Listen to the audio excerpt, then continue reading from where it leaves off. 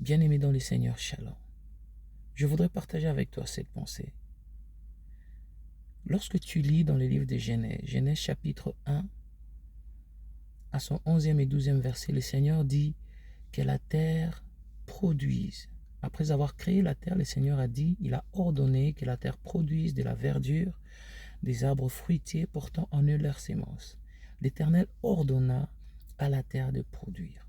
Mais quand vous basculez en Genèse 2, en son 15e verset, la Bible dit que lorsque le Seigneur, bien qu'il ait ordonné, dans Genèse 1, au chapitre 2, il n'y avait encore rien sur la surface de la terre. Il n'y avait ni herbe ni arbre. Pourquoi c'est là?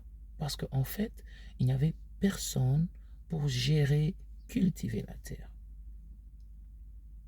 Bien que cela avait été ordonné, mais il n'y avait rien. Pourquoi? Parce qu'il n'y avait personne pour gérer.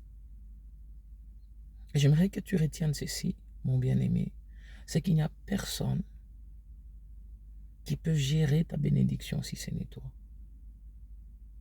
Et le plus important, c'est que tant que tu n'auras pas appris à gérer, même si l'Éternel t'a déjà béni, même s'il a déjà prononcé une bénédiction sur ta vie, tant que tu n'auras pas appris à gérer cette bénédiction, cela est nul, il n'y aura rien.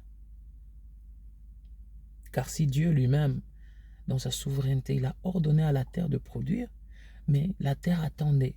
Le Seigneur attendait qu'il y ait quelqu'un pour cultiver la terre, afin que cela prenne vie. Et donc toi, ne cherche pas une bénédiction prématurée. Ne cherche pas une élévation prématurée. Ne cherche pas une gloire prématurée.